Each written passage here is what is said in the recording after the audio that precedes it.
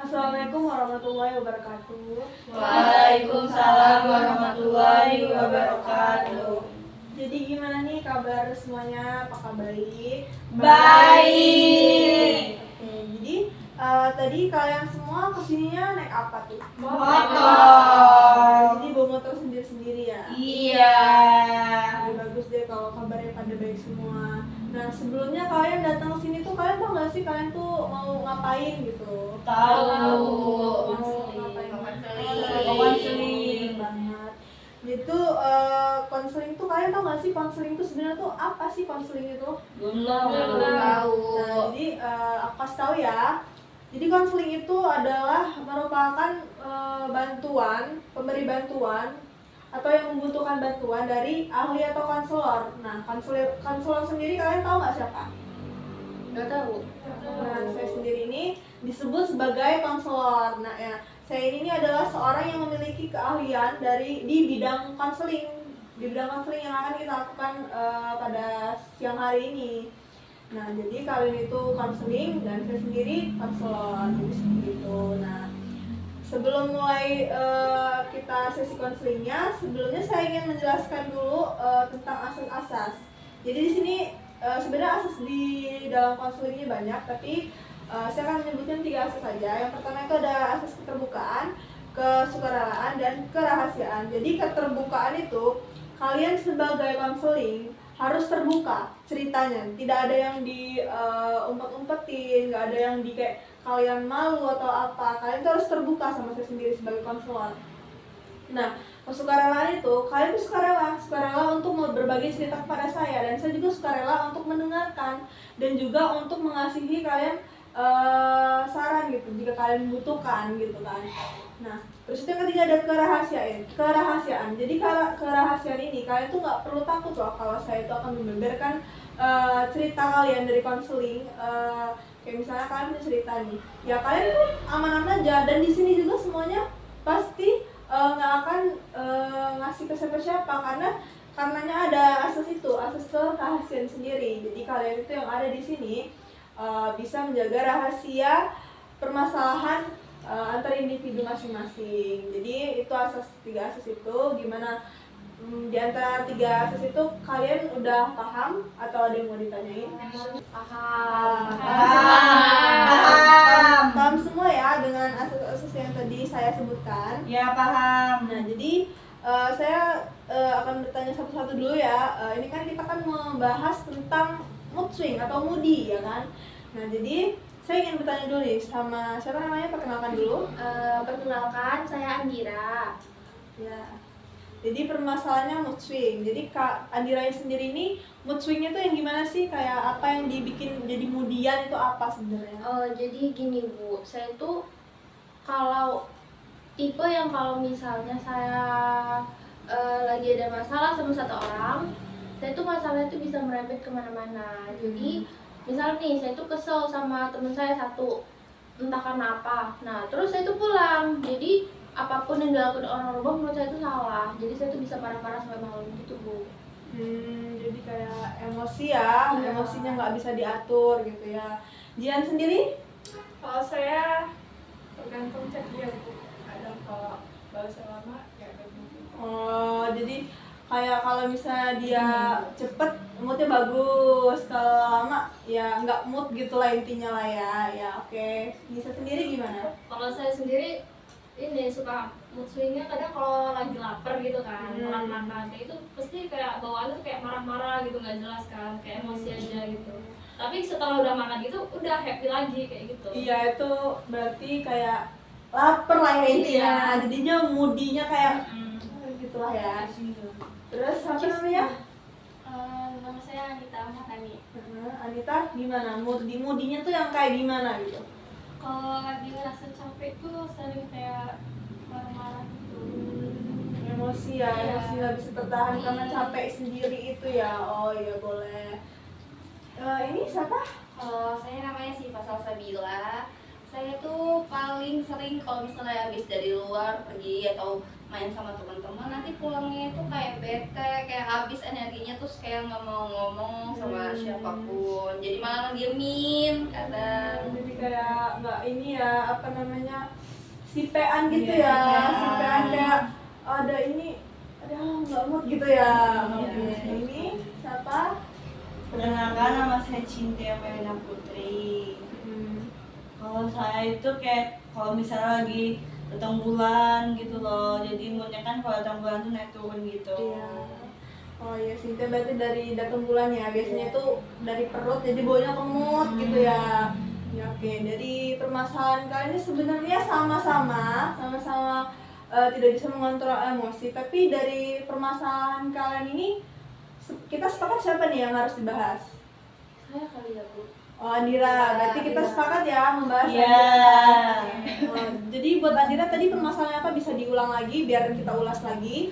Jadi gini Bu, saya tuh kalau misalnya saya tuh gak suka sama satu orang, kalau lagi ada masalah atau kayak mana, atau misalnya saya tuh lagi ngobrol terus ada salah satu kata-kata dia yang bikin saya nggak suka gitu tuh, terus itu bisa melebar kemana-mana Bu. Melebar kemana-mananya, maksudnya ke teman-teman yang lain juga. Iya, ke gitu. teman-teman yang lain. Jadi kayak saya tuh habis berantem sama dia, sama teman saya satunya lagi. Terus saya tuh kumpul sama teman yang ini. Nah, teman yang ini nih Bikin ada nggak mood. bikin nggak mood. Jadi mereka tuh entah bikin masalah apa, saya tuh tiba-tiba bisa marah-marah kayak gitu Bu.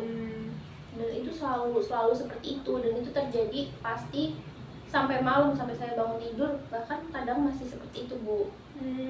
Mungkin Andira kayak gitu tuh karena terlalu memikirkan mungkin ya. Misalnya permasalahannya sama Cynthia. Nah, Cynthia ini bikin Dira kesel nih. Dira kesel kayak pokoknya kesel sama Cynthia nih. Nah, Dira bawa-bawa ke JJ gitu ya. Iya. Bawa-bawa ke JJ.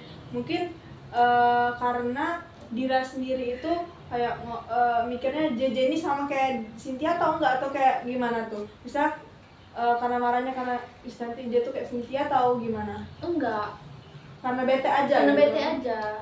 Oh, berarti kalau menurut saya sendiri ya, Cynthia tuh Dira sendiri tuh kayak butuh perhatian gitu ya nggak sih? Kayak misalnya apa namanya, harusnya kayak emangnya kamu kenapa sama Cynthia, mungkin si JJ-nya harus kayak gitu, mungkin kayak butuh cerita juga. Mungkin ya Bu. Iya, Dira tuh nggak apa-apa loh kalau misalnya kesel nih sama Cynthia.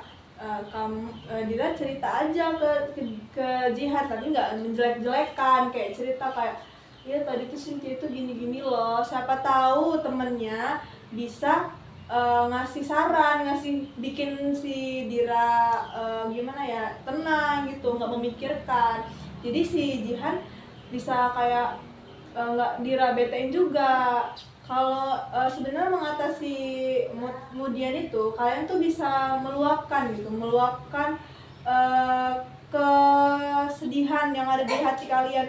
Kalau misalnya moody itu sebenarnya kalian tuh cuma satu, butuh teman cerita.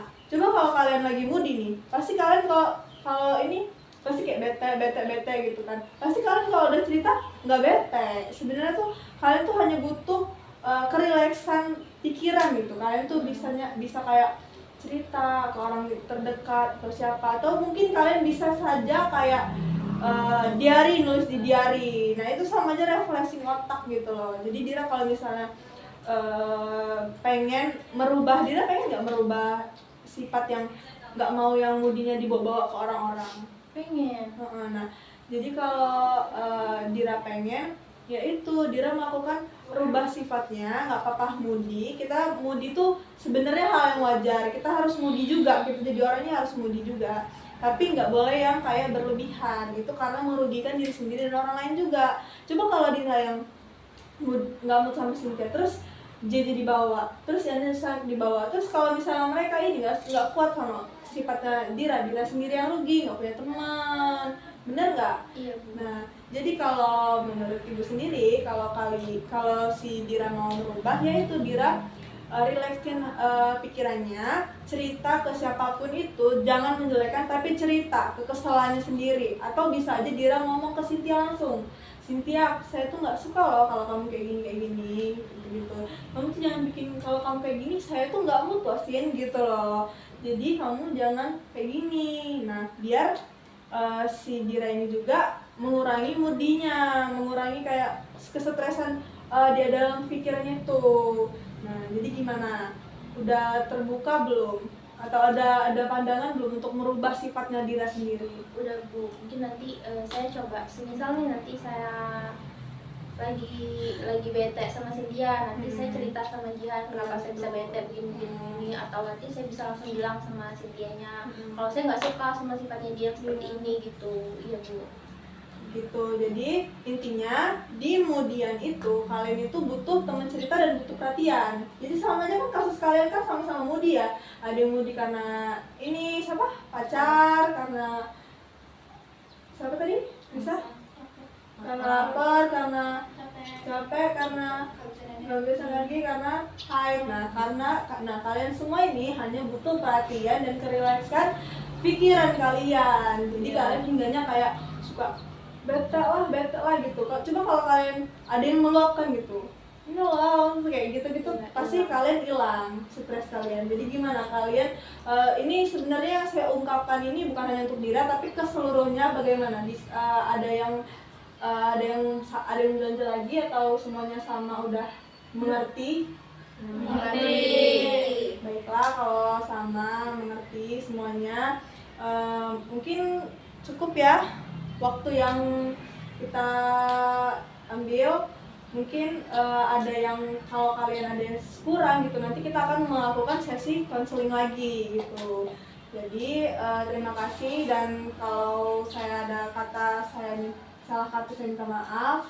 Saya mohon ampun pada Allah Subhanahu Wa Taala. Dan terima kasih buat kalian semua yang udah sempetin datang. Saya akhiri, wassalamualaikum warahmatullahi wabarakatuh. Waalaikumsalam warahmatullahi wabarakatuh.